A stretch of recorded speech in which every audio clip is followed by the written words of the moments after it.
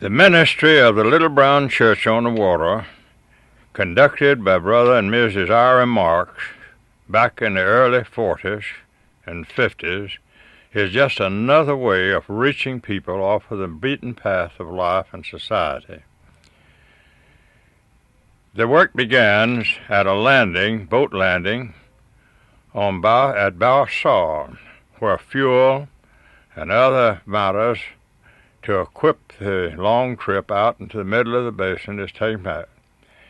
Also, repair workshop is nearby with those charged with that responsibility. Ice has to be transported from long distance, and then many times they just don't have it and do without it. Along the way out into the middle of the basin, you are liable to see most anything that floats. This was a workhouse where work crews quarters who were working for an oil company out there. Getting into the middle of the life of the people in the basin was the ministry of the Little Brown Church on the Water. This development is tied up at Grand River Flats, a little place right due north of Balsall, and it forms a little community there of Chapel Basin people who make their living by picking moss, fishing, and working what spare time they can with oil companies and others. This looks like a good crowd coming now for a vacation Bible school conducted on board the Little Brown Church on the Water. This little church is equipped with a pulpit, living quarters, plenty of seating capacity, and right in front of the pulpit is a drop door that goes into the basin or the bottom of the boat that's used and fixed as a baptistry, so they can join the church and be baptized right there without any trouble. This is the beginning of a vacation Bible school, and here are some of the teachers from on the land coming out there to help in the vacation Bible school. Here is one of the natives and her mother, who lives in a houseboat right near where the Little Brown Church is anchored. Here are some of the children coming out now for the recess period of a vacation Bible school, and of course the dogs go along with the people wherever they go. Now this is a group of Louisiana College students who came out there to spend a weekend, and they worked with all the children and spent the night sleeping in the auditorium with cots and whatnot, and watching the traffic on the river as it goes back. Here are some of the students who were in the party that spent Saturday night and Sunday. Here's a missionary who came along with a group of his children to be a part of this. Tib Perkins, a faithful worker who was caretaker for the Little Brown Church on the Water. He was a drunkard, drinking man, lost both of his legs in an accident, walks on artificial limbs, was led to the Lord by Brother Ira Marks, and later become the caretaker for the Little Brown Church on the Water. Miss Catherine Carpenter, early in her work as a missionary in Louisiana, she joins J.D. Scott, evangelist, and Tib Perkins on the bow of the Little Brown Church. The use of the former Little Brown Church had to come to an end, and it was replaced by this more modern building, which is equipped with every modern facility that one could ask for. A pilot house gives them better vision to steering the operation of down the Chapel Basin, where many times logs and floating material was a hazard to the well-being of the little boat. Another native who lives right nearby, coming in from the fishing, of the raising of his nets, to join the party.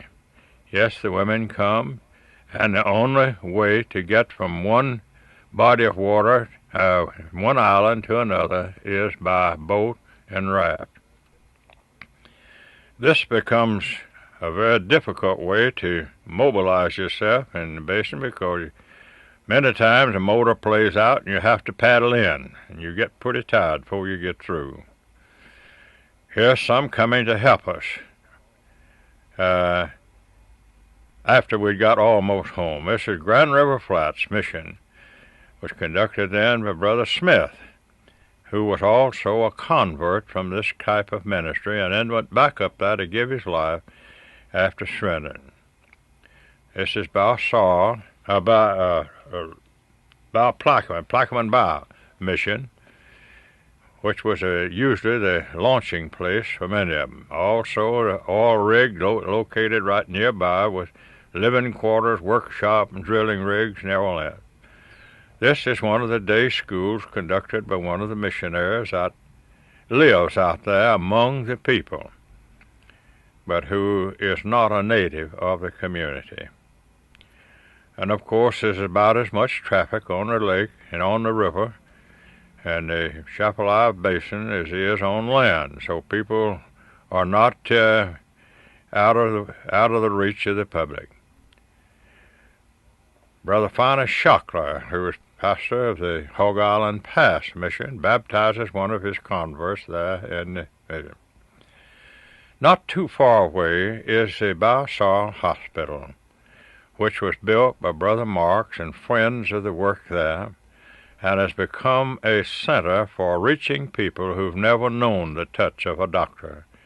Many large families with several children that have never had the hand in the ministry of a trained doctor. Miss Belle Moore, who is a missionary nurse, went down there to give herself to this particular ministry.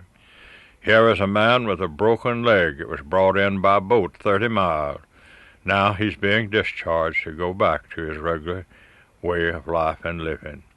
And he has nothing but praise for those who ministered to his needs and help him to get back on his feet again.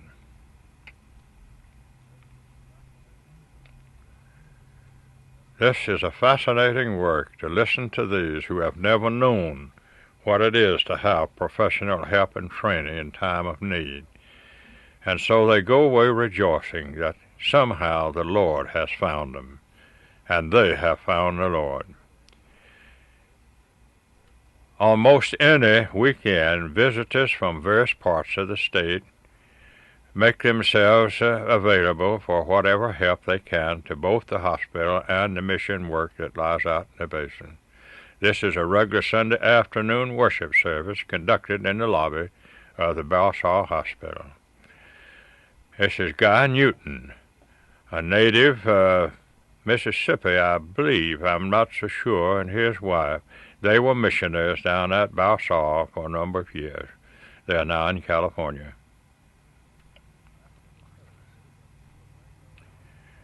After the services, the people linger around for fellowship for about as long as the church services, and they seem to enjoy it and have a good time, a thing they have never had before the work of Louisiana Baptists began among them. They live their own little selfish life. This is something new and something they appreciate. Miss Carpenter and Bill Moore.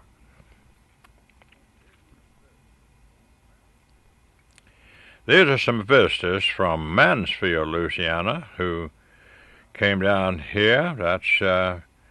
They were down just to look around and visit. Brother Remy Calhoun on the left, and I do not recall the names of the others that were with him, but they were just visitors to see what they could do, and they went back, and through the work of their church, they were able to render some services with them.